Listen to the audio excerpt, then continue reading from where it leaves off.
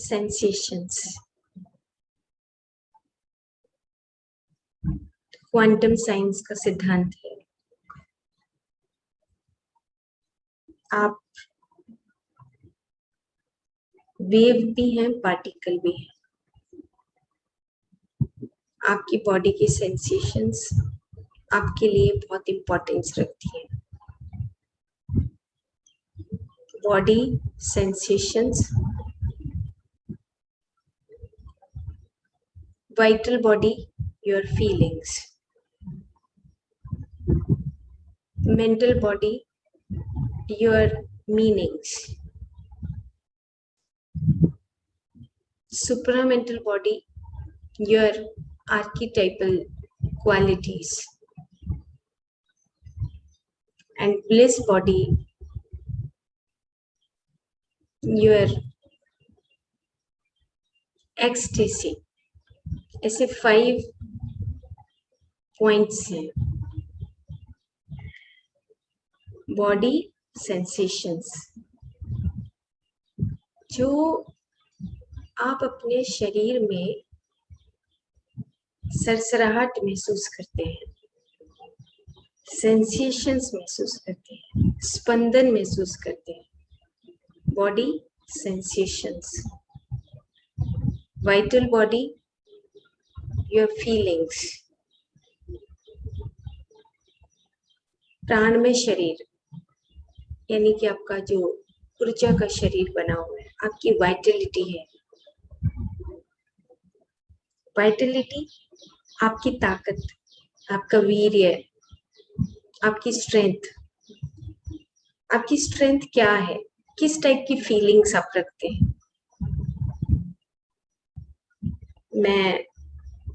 मेरी फीलिंग्स ये है कि मैं हमेशा जागरूक रहता हूँ।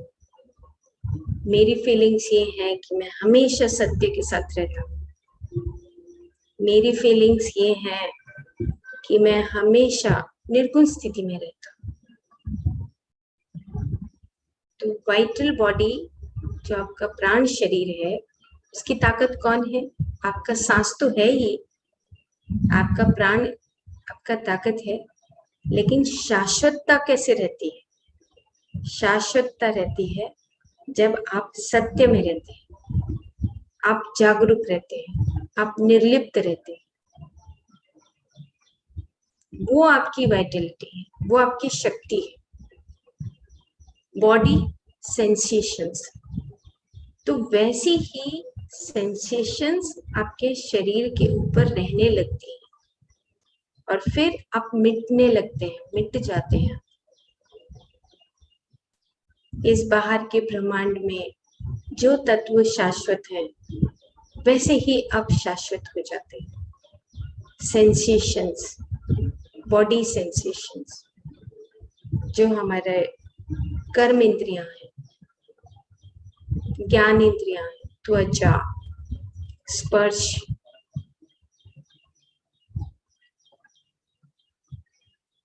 body sensations, vital body, your feelings, mental body, your meanings।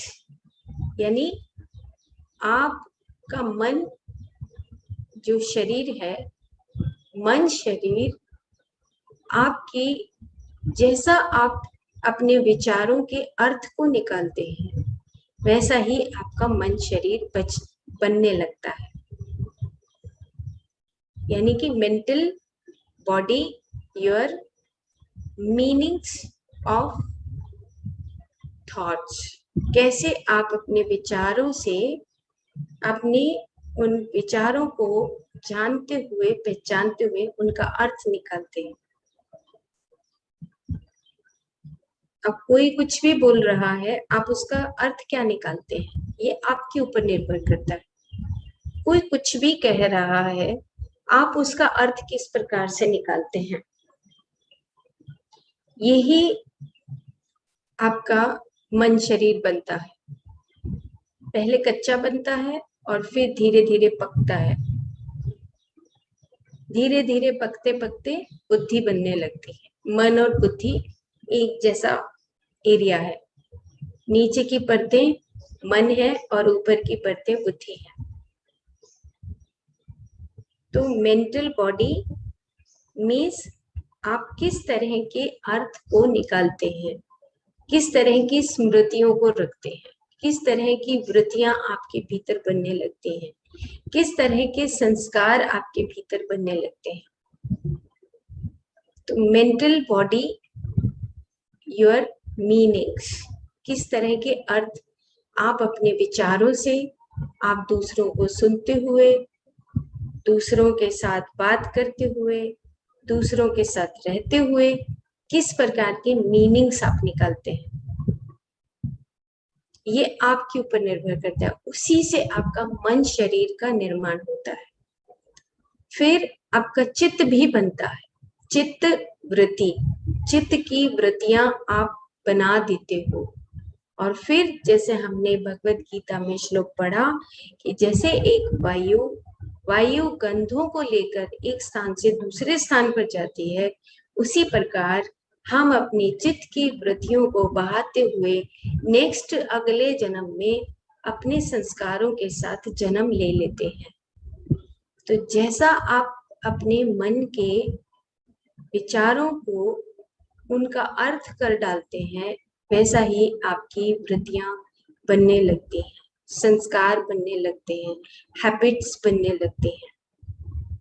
और फिर आपका बुद्धि शरीर, वो बुद्धि शरीर बनता है, उसी से कारण शरीर बनता है। परतें हैं, ये पूरी परत है, मन शरीर, फिर बुद्धि शरीर, फिर कारण शरीर पक जाएगा। अब तुमने बीज बो दिया, अब तुमने इस बीज को, पेड़ जो बन गया, अब तुमने काटना है इसको। जो गलतियां करी हैं, जो अनुभव लिए हैं, उन अनुभवों को अब हमें ठीक करना है। फिर उसके बाद कौन सा शरीर आता है? Supramental body. सुप्रामेंटल बॉडी मतलब कि जो आपको अपनी क्वालिटीज हैं, हायर क्वालिटीज हैं, वो याद आने लगती हैं। अब मुझे गलती नहीं करना चाहिए, अब मुझे बुराई नहीं करना चाहिए, अब मुझे लालच नहीं करना चाहिए, अब मुझे सबको एक समान देखना चाहिए, अब मुझे अपनी आत्मा में ही स्थित होना चाहिए। आपके मुंह से बुराई निकला नहीं, आपका कारण शरीर बना नहीं। हमें किसी का बुराई नहीं करना, किसी के बारे में गलत सोचना नहीं। यहाँ पर हर व्यक्ति अपनी फ्रीडम को लेकर, अपनी फ्री विल को लेकर आया। कल मैं एक लाइन पढ़ रही थी, एक पुस्तक है quantum doctor, doctor Amit Goswami का लिखा। तो उसमें मैं एक लाइन पढ़ रही थी कि हम जब इलेक्ट्रॉन्स, प्रोटॉन्स, न्यूट्रॉन्स, वो उसको थोड़ा और बड़ा करते हैं तो एटम्स बनते हैं, उनको और थोड़ा बड़ा करते हैं तो मॉलिक्यूल्स बनते हैं, और उसको और बड़ा करते हैं तो सेल्स बनती हैं, उसको और बड़ा करते हैं तो टिश्यूज बनते हैं, और टिश्यूज को बड़ा करते हैं तो ऑर्गन बनते हैं, और ऑर्गन्स को बड़ा करते हैं तो हमारे पूरे सिस्टम बनते हैं, जैसे सर्कुलेटरी सिस्टम है, रेस्पिरेटरी सिस्टम है, यूरिनरी सिस्टम है, पूरा बॉडी बनता है।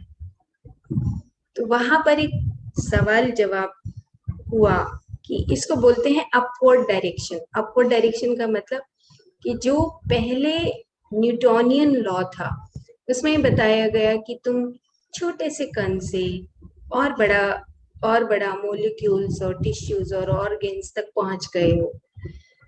तो वहां पर जो क्वांटम साइंस है वो ये कहती है कि ठीक है, ये तो मैटर की बात है, छोटे से बड़ा या बड़े से छोटा हम तोड़ते चले जाएंगे, लेकिन उसके अंदर फ्री विल कहाँ है? फ्री विल मतलब कि आपकी जो फ्री विल है, आप जब फ्लो करते हो, अपनी मर्जी से अपनी चीजों को चुनते हो, शरीर तो आप हो ही, लेकिन शरीर के भीतर आपकी जो भावनाएं हैं, इमोशंस हैं, आपकी फीलिंग्स, आपके थॉट्स हैं, आप कैसा मीनिंग निकालते हो, आपकी सेंसेशंस हैं, तब आप उन पार्टिकल से अलग होकर बात करते हो, क्योंकि आप पार्टिकल नहीं हो, आपका भाव जैसा होता है वैसे ही आपके मॉलिक्यूल्स उस बहाव में जाते हैं। जैसे आपकी भावनाएं होती हैं, जैसे आपकी फ्री विल होती है, वैसे ही मॉलिक्यूल्स उस बहाव में जाने लगते हैं। मतलब कहने का कि आप जैसी ऊर्जा अपने भीतर रखते हैं वैसे ही ऊर्जा से आपकी बनावट शुरू हो जाती है। तो जो फोर्थ बॉडी है, सुपरामेंटल बॉडी, यानी कि जो आपका आनंद शरीर के नजदीक का जो हिस्सा है, वहां पर आप अपनी चेतना के स्वरूपों को देखने लगते हो कि हाँ, मैं परमात्मा की स्थिति तक देख सकता हूँ। क्यों? क्योंकि उनके पास क्या है, सबसे बड़ी बात क्या है कि वो निर्गुण स्थिति में है, वो भेद नहीं करते। राम हो या रावण हो, अगर महादेव के सामने बैठे हैं और तपस्या कर रहे हैं दोनों, तो दोनों को वरदान मिलता है। वहां पर भेद है ही नहीं, वहां पर छोटा है या बड़ा है, वहां पर कोई भेद नहीं है। काली माँ क्या बोलती है कि मेरे पास जो है, मैं वो जो मेरे सामने मेरे से मांगता है, मैं सब कुछ दे देती हूँ। लेकिन वो क्या करता है, मुझे वो वापस लेना भी आता है। अगर वो अपने स्वार्थ के लिए सिद्धियां प्राप्त करना चाहता है तो मुझे वापस लेना भी आता है। क्यों? क्योंकि उसको वो जो मैं दे रही हूँ उसका वो किस प्रकार से प्रयोग करता है, ये उसको देखना है। और फिर हम गलतियां कर डालते हैं, क्योंकि जब हम परमात्माओं से मांगते भी हैं और हमें मिल भी जाता है तो हमें उसका प्रयोग करना नहीं आता।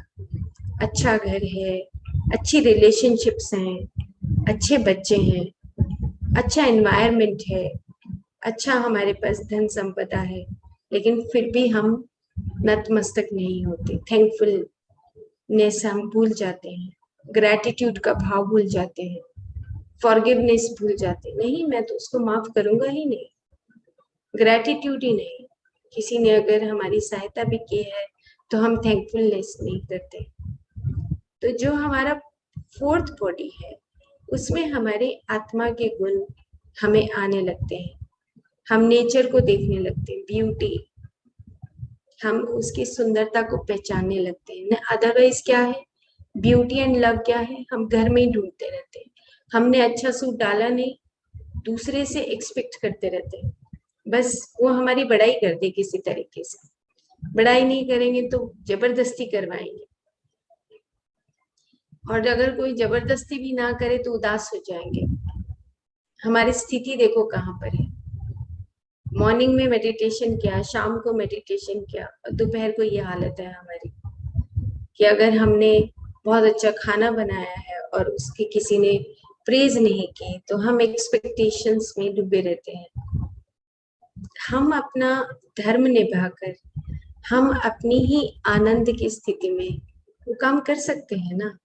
तो वो हमारी क्वालिटीज जो है सुपरामेंटल बॉडी की है कि हम अपने ही आनंद के लिए काम कर रहे हैं। अपने ही आनंद के लिए हम अपना अच्छा ब्यूटीफुल सूट डाला हुआ है, अपने ही आनंद के लिए हम अपने आप को तैयार कर रहे हैं, अपनी ही खूबसूरती। वुमेनहुड वुमेनहुड मतलब कि आप इस धरती पर उतारी गई हैं, तो उस सुंदरता को आपने बरकरार रखना है। कोई दूसरे की वजह से आप बरकरार मत रखिए। आपकी सुंदरता है, वो बरकरार रखना आपको देखना है। आपके गुण है वो, मेल की क्वालिटीज नहीं है, आपकी खुद की क्वालिटीज है। तो लेकिन हम क्या करते हैं, हम करते हैं कि अगर हम सुंदर लग रहे हैं तो दूसरों से आशा करते हैं कि कम से कम 4 आदमी तो बोले, घर का चलो कोई ना कोई तो कहे कि तुम बहुत सुंदर लग रही हो। और अगर बोल भी दे, कुछ महीनों के बाद अगर ये बात भी आ जाए कि तुम बहुत सुंदर, तो पहले तो तुमने बोला नहीं, अब क्या फायदा बोलने का। इस तरह की बातें हम शायद सारी जिंदगी कर करके निकाल देते हैं। तो लास्ट में भगवान कृष्ण अर्जुन को 18वें अध्याय में क्या कह रहे हैं? वो ये कहते हैं कि तुम अपनी ही शरण में चले जाओ अर्जुन। अब मैं 18वें अध्याय तक पहुंचते पहुंचते ये सब कुछ मैं तुम्हें बता चुका हूँ। ब्रह्मांड के सारे सत्यों से तुम्हें मैं अवगत करा चुका हूँ। अब तो तुम अपनी ही शरण में चले जाओ, अपनी ही शरण में। यहाँ पर एक शब्द उन्होंने कहा, माम एकम शरणम व्रज, अर्थात अपनी आत्मा के ही शरण की प्रार्थना तुम्हें करनी चाहिए। अपने आप से प्रेम, अपने शरीर से प्रेम, अपने मन से प्रेम, अपने आनंद शरीर से प्रेम, अपने विश्व में शरीर से प्रेम, तुम अपने आप में ही समर्पित हो जाओ। लास्ट में भगवान कृष्ण अर्जुन को बोल रहे हैं कि अब मैंने सारी विद्याएं तुम्हें दे दी है, सब कुछ तुम्हें बता दिया है। तो लास्ट में जब वो बोलते हैं और हम ध्यान में आने के बाद भी हम यही समझते हैं कि हमें अब अपनी शरण में जाना है। दूसरों से आशा करते करते कितने जन्म निकाल दिए हैं, अब वो हमें छोड़ना ही है। Supramental body, now you achieve the higher state. एक परमात्मा के गुणों में तुम भरपूर हो रहे हो, एक आत्मज्ञानी बनकर अपनी ही आत्मा के भीतर वास करने लगे हो। तुम्हारी ऊर्जा अब थोड़ी सी भी ऊर्जा तुम्हारी बाहर नहीं जाती है दूसरे के सुनने में, दूसरों से आशा करने में, सेल्फ पिटी में, गलानी के भाव में, दुख के भाव में। अब तुम्हारी थोड़ी सी भी ऊर्जा बाहर नहीं निकलती है। तो इसी को हम कहते हैं कि हाँ, अब हमारा जो सूक्ष्म शरीर है वो चमक रहा है। क्यों? क्योंकि वो पूरी ऊर्जा से भरा हुआ है। सुप्रामेंटल बॉडी, योर आर्कीटाइपल वैल्यूज, जो आपके आत्मा के गुण है वो आप भर रहे हैं सत्य के साथ। सत्य क्या है? जो सामने आपको दिख रहा है, जिसमें से आप निकल रहे हैं, वो सत्य ही है। सत्य की और कोई परिभाषा नहीं है। आप गलत कर रहे हैं तो आपने जो गलत किया वही सत्य है उस समय में। लेकिन उस सत्य को आप ये भी जानते हैं कि ये मेरी गलती है, ये भी सत्य का हिस्सा है। आपकी आत्मा के ऊपर जो लिखा गया वो भी आपको मिटाना है, ये भी आप उस सत्य को भी समझते हैं। तो सत्य का जो डेफिनेशन है, सत्य वो है जो आप देख रहे हैं। आप करुणा से भरपूर है, पता है अंदर से करुणा आती है, लेकिन सुपरफिशियली जो मन है वो हमें एक तरफ खींच लेता है, गलत मीनिंग्स निकालते हैं, नफरत करते हैं, कड़वाहट भरते हैं, जेलस रखते हैं। और ये सारी चीजें तो हम सब करके ही आए। अगर हम इन चीजों को करते करते खुश रहते तो शायद फिर तो आनंद शरीर की जरूरत ही नहीं थी। लेकिन आनंद शरीर, सुप्रामेंटल बॉडी, हमारी आर्कीटाइपल आत्मा, मूल आत्मा के जो गुण है वो हमारे भीतर ऑलरेडी हैं, लेकिन हमें उनकी बस पहचान करनी है कि हमारे पास ऑलरेडी ये गुण मौजूद है। क्योंकि हम उस प्योर स्टेट में, उस आत्मा की स्टेट से तो आए ही हैं, ऊपर से आए हैं। उस सागर की एक बूंद हमारे भीतर है, उस महासागर की। वो जो बूंद है, उस बूंद के भीतर जैसे बीज के अंदर पूरा पेड़ छुपा हुआ होता है, ऐसे ही उस बूंद के भीतर हम भी छुपे हुए हैं, जहां पर हम सत्य को, अहिंसा को, धर्म को, करुणा को, अखंडता को, निराकार स्वरूप को, वननेस, इन सब चीजों को लेकर हम बने हुए हैं। हमारा मैन्युफैक्चरिंग तो वही है, लेकिन हमने उसको ऊपर से कुछ परत और दे दिया। और जब हम सब ये पहचान जाते हैं, उसके बाद हमारा फिफ्थ बॉडी यानी कि जो ब्लिस बॉडी है, that is called the qualities of ecstasy, आनंद ही आनंद, बस और कुछ फिर दिखाई नहीं देता। हम मुस्कुराना सीख जाते हैं एक छोटे बच्चे की भांति, जैसे जीसस बोलते हैं कि बी लाइक ए चाइल्ड, बस वो फिर वो बच्चे की तरह आप मुस्कुराते रहते हैं। सामने आप एक दृष्टा भाव से अपने आप को देखते हुए कि हाँ ठीक है, जो घटनाएं घट रही हैं ओके, मेरे साथ भी ऐसा ही घट रहा है। अगर कोई दुख है तो वो मेरी ही वजह से है। क्यों? क्योंकि मैं उस दुख से अब दूर होने के लिए आया हूँ। दुख और सुख दोनों ही हमारे हैं। बहुत साल पहले जब मैं मेडिटेशन में आई तो यही डेफिनेशन मुझे समझ नहीं आई। अपने आप से बहुत झगड़ा होता था कि दुख और सुख जो हमारे पेरेंट्स ने हमें सिखाया, जो या हमें समाज सिखाता है, ये दुख और सुख की परिभाषा नहीं है। एक्सेप्ट नहीं करती थी, बहुत जल्दी से मैं किसी चीज को एक्सेप्ट करती नहीं थी। मुझे लगता था नहीं अभी गड़बड़ है कहीं। उन जो बताते थे कि सुख और दुख, वो मुझे समझ नहीं आता था। लेकिन आज समझ आया कि जो दुख है, वो जो दुख है या जो वो लेसन है हमारे जीवन का, उसी से सुख भी निकलता है।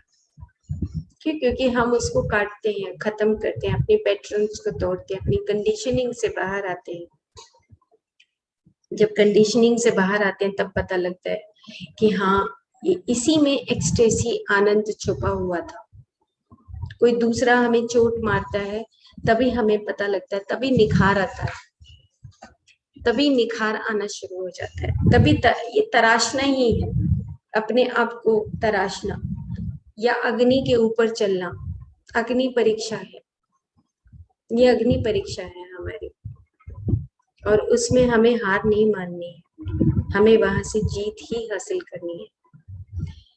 तो इस प्रकार से हम अब जो 18वां अध्याय का 66वां जो श्लोक है उसको एक बार मैं पढ़ देती हूँ, और उसके बाद एक श्लोक और है, और भगवत गीता इस प्रकार से हम कल कंप्लीट कर लेंगे। तो इसमें वो क्या कहते हैं, हम उसकी बस 2 मिनट बात करेंगे। समस्त धर्मों को त्याग कर अपने आप से ही शरण की प्रार्थना करनी चाहिए। मतलब जो फॉरेन के जो ऑथर्स हैं वो क्या कहते हैं, यू लव योरसेल्फ। सिंपल एक बात बोलते हैं, यू लव अनकंडीशनली। सेम यही बात यहाँ पर भगवान कृष्ण अर्जुन को बोल रहे हैं। अब हिंदी हो, इंग्लिश हो, तेलुगु हो, जर्मन हो, कोई भी भाषा हो, बात वही है कि वो क्या कह रहे हैं, समस्त धर्मों को त्याग कर अपने आप से ही शरण की प्रार्थना करना चाहिए, तब तुम्हें मैं सर्व पापों से विमुक्त कर दूंगा अथवा तुम्हारा उद्धार करूंगा। कौन कर देगा अपने सभी पापों से विमुक्त? कौन करेगा? हम खुद अपने आप को पापों से मुक्त करेंगे, ना कि भगवान कृष्ण। वो क्या समझाना चाह रहे कि जब तक तुम अपनी आत्मा की शरण में नहीं आओगे, तुम अपने आप को अपने आप से ही पापों से मुक्त नहीं कर सकते हो। एक बार और जानेंगे कि भगवत गीता को समझने के लिए उनका अनुसरण करने योग्य विधान को, जहां पर मामेकम शरणम आया है, मां मतलब अपने आप पर ही निर्भर करना, अपने आप को अपने लिए ही समर्पित करना।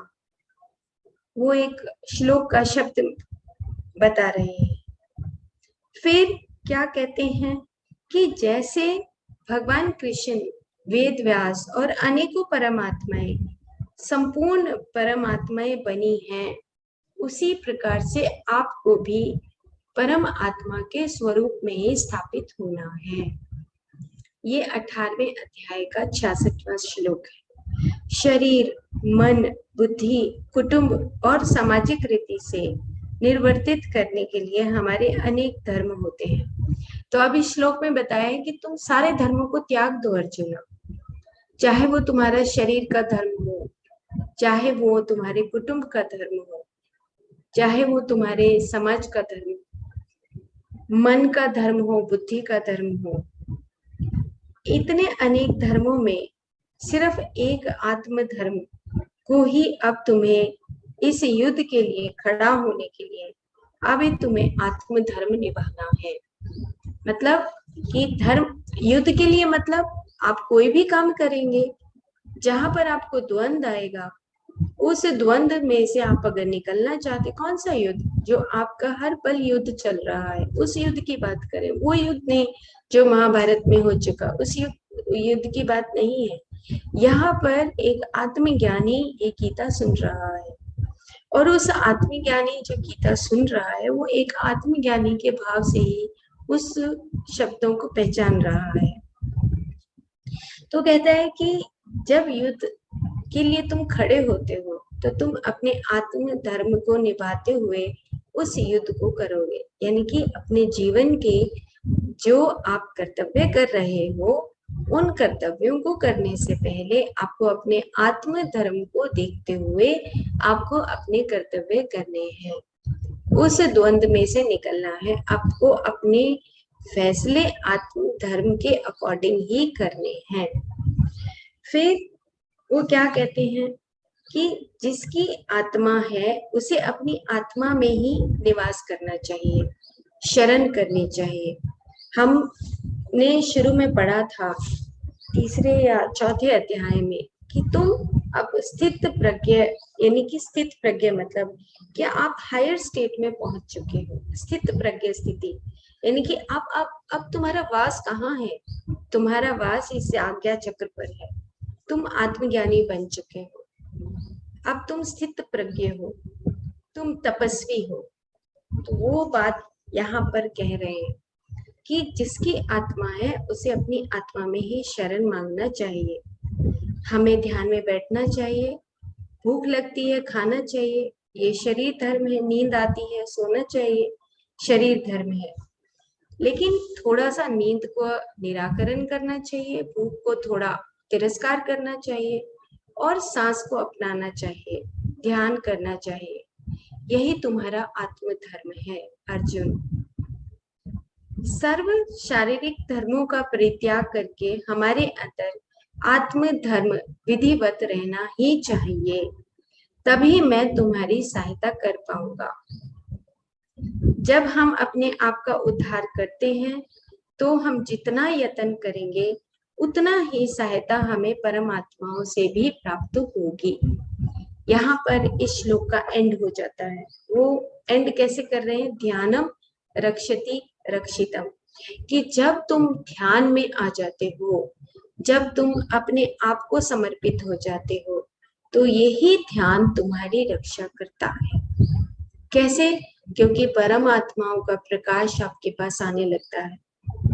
आप ना भी छुओ परमात्माओं को, परमात्मा तुम्हें छूने लगते हैं। क्यों? क्योंकि उनको तुमसे प्यार होने लगता है। तुम ना भी पहुंचो वहां पर, लेकिन परमात्माएं तुमसे प्यार करने लगती है। क्यों? क्योंकि तुम परमात्मा बनने के रास्ते पर हो। तुम अपनी ही आत्मा के उद्धार के लिए अपनी ही शरण में जा चुके हो, इसीलिए परमात्माएं तुमसे प्यार करने लगती हैं। खुद साक्षात भगवान दर्शन देते हैं, खुद वो आकर आपको लेकर जाते हैं। चलो मैं तुम्हें लेकर चलता हूँ। मैं आपको एक अपना अनुभव शेयर करती हूँ, बहुत साल पहले का। स्टार्टिंग में जब मैं ध्यान में आई थी तो एवरी संडे, जैसे सैटरडे संडे होता है तो उस दिन ज्यादा समय होता है, ऑफिशियल ड्यूटी नहीं होती है, तो मेरे अंदर एक, मैंने ठान रखा था कि मुझे कम से कम भी 3 घंटे अखंड ध्यान करना है। तो लगभग मैं अपने बाहर सर्वेंट को बोल देती कि मुझे डिस्टर्ब नहीं करना, और बच्चे उस वक्त सो ही रहे होते थे। मेरे को अंदर से ये था कि मुझे बस अपने भीतर रम जाना है बिल्कुल। लगभग ये 10 साल पहले की बात है। तो मास्टर्स आकर मेरे को पूछने लगे कि हम एस्ट्रल ट्रेवल सिखाएं। तो कुछ दिन पहले एस्ट्रल ट्रेवल का फीलिंग हो रहा था, बॉडी कैसे बाहर निकलता है, ये सारी बातों का अनुभव मैं कर रही थी बहुत ही शांत तरीके से। तो उनको ये पता था कि ये बहुत सरल है और बहुत थोड़ा डरपोक भी है। ऐसे मास्टर्स को खुद अनुभव हो जाता है, और मैं डरपोक थी भी। तो मास्टर्स पूछने लगे कि आपको एस्ट्रल ट्रेवल सीखना है? तो मैंने कहा, अंदर ही अंदर कहा कि हाँ सीखना है। तो उन्होंने कहा कि ठीक है सिखाएंगे आप अकेले जाना चाहेंगे या हम साथ में चले? तो मैंने कहा कि आप साथ चलो। 3 संडे तक मास्टर्स ने खुद में एस्ट्रल ट्रेवल सिखाया। हर संडे को मास्टर्स आते, एस्ट्रल ट्रेवल सिखाते, अलग अलग ब्रह्मांडों के दर्शन कराते, और उसके बाद वापस मैं अपनी बॉडी में आ जाती हूँ। एक इस तरह के अनुभव है कि मतलब इनको बताया नहीं जा सकता, इनको महसूस किया जाता है। उसके बाद थैंक्स किया, इतना ग्रेट रिस्पेक्ट, रेवरेंस। तब तक मैं रेवरेंस का मीनिंग नहीं जानती थी कि रेवरेंस होता है कि कितनी ही बार उनको थैंक्स करो, कितनी ही बार उनको ग्रेटिट्यूड करो।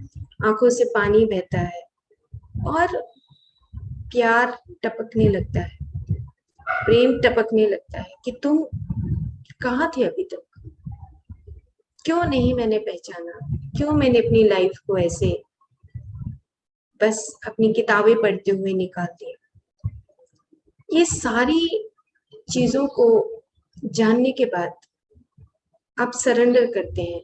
सरेंडर का भाव नहीं पता था कि सरेंडर करना क्या होता है। उसके बाद सरेंडर का भाव पता लगा। तो एकदम से सरेंडर नहीं आता।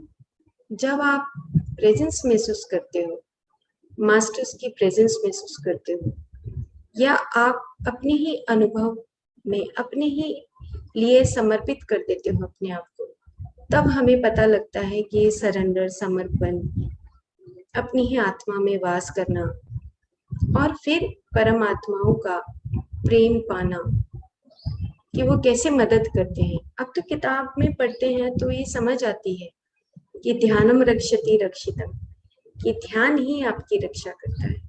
इतना समर्पण भाव जब आता है तो वो परमात्माएं खुद आकर हमारी मदद करती है, और इतनी मदद करती है कि जब आप ऑफिस में जाते हो तो ऑफिस में जाने के बाद आपके 2 हाथ नहीं होते।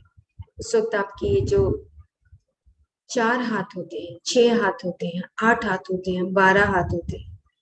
आपके काम खुद होते चले जाते हैं। ये महसूस होता है कि अच्छा अब मेरा ये काम भी हो गया, ये काम भी हो गया, ये काम भी हो गया। क्यों? क्योंकि फिर समझ आने लगता है कि किस तरीके से मास्टर्स हेल्प करते हैं। लेकिन हमेशा नहीं। अगर अहंकार आया नहीं, वो चले जाएंगे। अगर हमारे अंदर स्वार्थ आया नहीं, वो चले जाते हैं। तो कभी भी स्वार्थ के नहीं, निर्गुण तरीके से हमें उनको अपने साथ रखना है, क्योंकि वो खुद निर्गुण है। और अगर हम निर्गुण नहीं हैं तो चले जाएंगे। दोस्ती तो एक योगी की योगी से ही होती है। तो वो योगी से योगी की दोस्ती के लिए आपको तो योगी बनना ही है। तो बहुत अच्छा लगता है, आनंद आता है। उसके बाद जो पुस्तकें पढ़ी, पुस्तकें पढ़ने के बाद फिर समझ आता है कि एचपी बेलेवेत्स्की ने क्या बोला, रुडोल्फ स्टीनर क्या बोलते हैं। कभी ऐसा समझ नहीं आया था कि आई फेल इन लव, लेकिन CW लीड बीटर को पढ़ने के बाद आई फेल इन लव। ऐसे मतलब अंदर से आता है कि कहाँ है वो दुनिया बिल्कुल अलग है, जहां पर वो ब्रह्मांड के तत्वों के बारे में, इंसेक्ट्स के बारे में, ऐसी ऐसी बातें बता रहे हैं कि जो इनविजिबल मास्टर्स हैं वो कैसे इस पूरी धरती की रक्षा कर रहे हैं। और हमारे अंदर 4 पौधों को पानी दिया नहीं, अहंकार आ जाता है। मैंने तो आज पौधों को पानी दे दिया, मैंने तो आज घर की सफाई कर दी, इतना अहंकार हमारे अंदर। और जो इनविजिबल इंसेक्ट हैं जो पूरी धरती की रक्षा करते हैं, उन इंसेक्ट के पास क्या है, वो पूरी धरती की रक्षा करते हैं। और हम थोड़ा सा काम करते हुए अहंकार से भर जाते हैं। तो हमें अपने आप में ही, अपने आत्मा में ही शरण कर लेना चाहिए। ऐसा लगे कि कोई दूसरे से आशा करे, तुरंत अपने कमरे में आओ और अपनी आत्मा की शरण में चले जाओ। Practice it. ये प्रैक्टिस है, ये भी तराशना है अपने आप को। No expectations from others, no self pity. Self pity is very dangerous for women. वो तो सेल्फ पिटी मांगते रहते हैं। अब मेरे को देखो मैं सुंदर लग रही हूँ, अब मेरे को देखो ऐसा नहीं किया, अब मेरे को देखो ऐसा नहीं किया। Forget it. अपना काम, खड़े हो, खुद मजबूती से खड़े होके अपने आप को सुंदर बनाओ और अपने लिए, खुद के लिए काम करो, नॉट फॉर अदर्स। भूल जाइए दूसरों को। अगर आप सच में परमात्मा बनना चाहते हैं, जो आपके भीतर प्रेम है, करुणा है, उसका फुहार आना चाहिए, फूटना चाहिए अंदर से, अपने ही लिए, सबसे पहले अपने ही लिए।